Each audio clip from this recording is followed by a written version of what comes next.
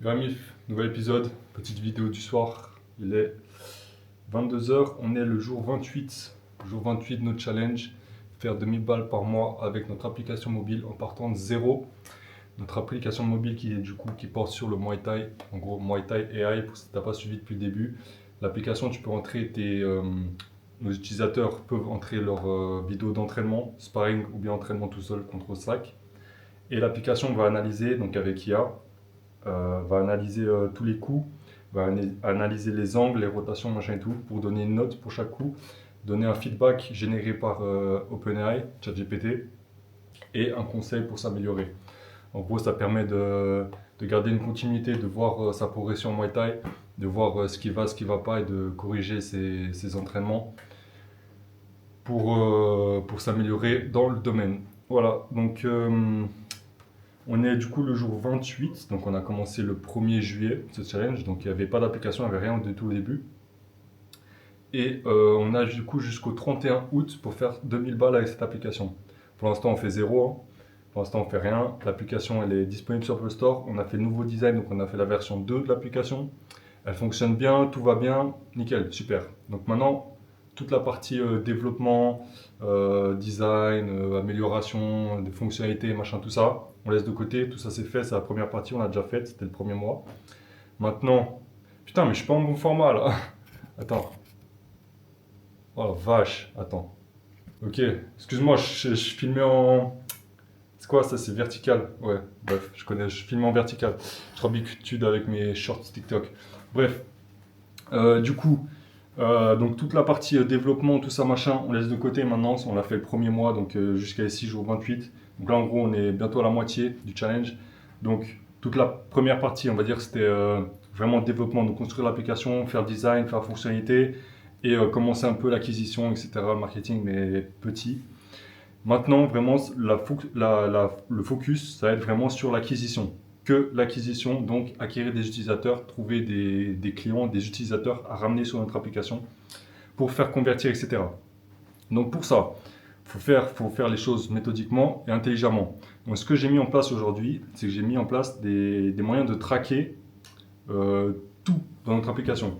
En gros, dans l'application, on va trouver un moyen d'acquérir les utilisateurs. Donc, ce qu'on fait, c'est du contenu organique. Donc, sur TikTok, je poste des shorts de Muay Thai, machin et tout. Après, je présente l'application et tout, donc des shorts de 10-15 secondes. Et le but, c'est de rediriger du coup ce trafic, donc tous ceux qui voient mes TikTok, vers mon application, donc vers ma page Apple Store, depuis laquelle ils pourront télécharger l'application. Ce que je veux, c'est que dans mon application, dans ma fiche Apple Store, je veux pouvoir savoir d'où viennent les gens qui téléchargent mon application. Est-ce qu'ils viennent de TikTok? Est-ce qu'ils viennent d'Instagram? Est-ce qu'ils viennent de YouTube Short? Ou est-ce qu'ils viennent de bouche à oreille ou on ne sait pas d'où? Voilà. Pourquoi? Parce que si je sais d'où mes utilisateurs viennent, je vais pouvoir concentrer mes efforts sur ce canal d'acquisition pour le développer et donc avoir plus d'utilisateurs qui viennent de cet endroit. Si cet endroit, par exemple, imaginons que TikTok, c'est ce qui convertit le mieux. Donc en gros, sur TikTok, c'est ce qui permet de... Les utilisateurs depuis TikTok, ce sont ceux qui téléchargent le plus mon application. C'est arrivé à être clair dans tout ça. Donc, je vais concentrer mes efforts sur TikTok. Je vais commencer à avoir plus de shorts sur TikTok. Je vais par exemple les ads, après donc ça c'est niveau 2. Donc là tout ce qu'on fait c'est organique donc c'est gratuit. C'est juste je filme moi-même avec mon tel, je poste sur TikTok et voilà, j'ai rien à payer. Ensuite tu as les ads, donc ça c'est le niveau 2.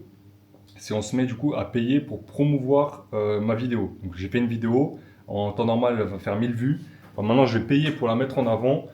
Peut-être qu'elle fera pour faire minimum 50 000, voire 5 000, voire 10 000 vues. Donc pour ça tu payes, hein, c'est pas gratuit. Donc, tu payes TikTok Ads.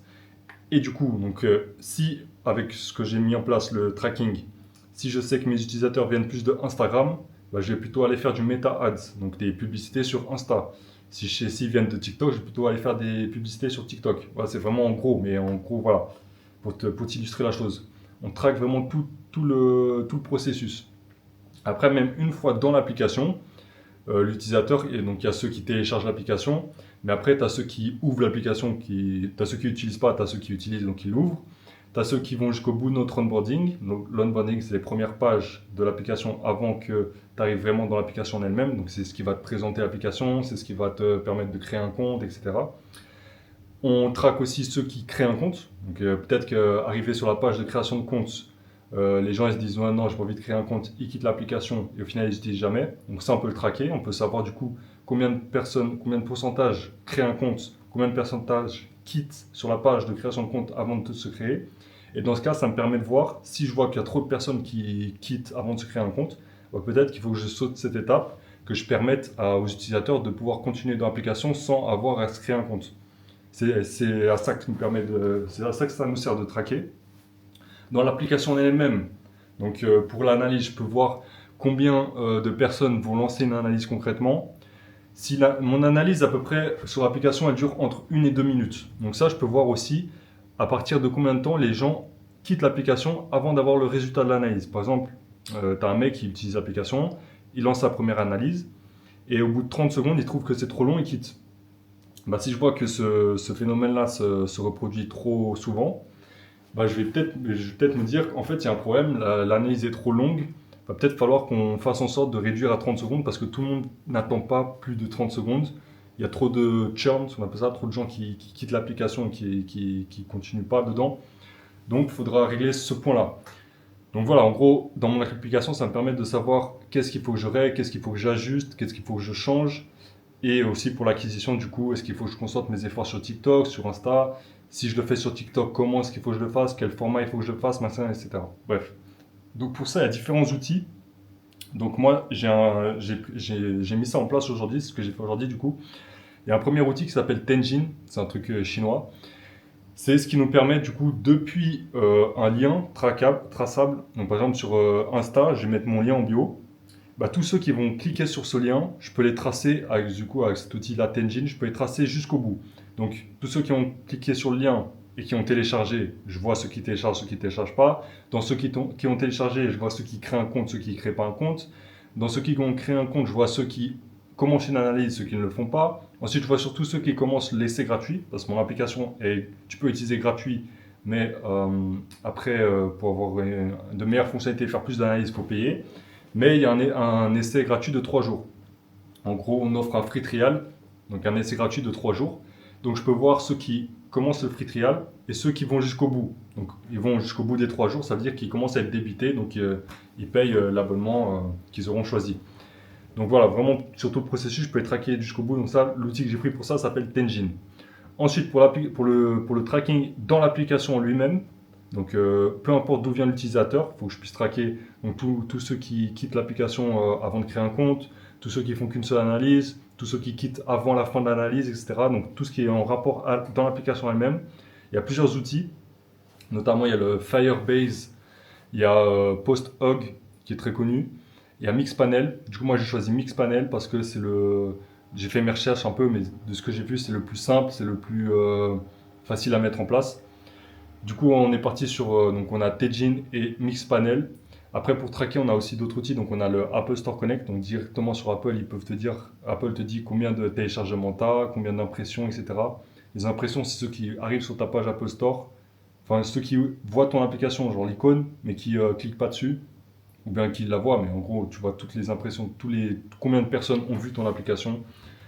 Après, on a quoi d'autre? On a aussi sur TikTok. Donc TikTok, je peux directement voir le nombre de vues qu'on a fait, la rétention, donc au bout de combien de temps les gens quittent le short. Par exemple, mon short il dure 10 secondes, mais que les gens quittent au bout de 3 secondes, bah, je vois la rétention à partir de ce moment-là, au bout de combien de temps ils quittent. Donc voilà, on a plein d'outils pour traquer. Vraiment, la première chose à faire, donc, c'est de faire ça, donc mettre en place tous les outils pour traquer les utilisateurs, etc. Et maintenant que tout ça est en place, on va pouvoir passer à l'étape 2. Donc, je vais tester activement différents formats de contenu pour voir ceux qui convertissent.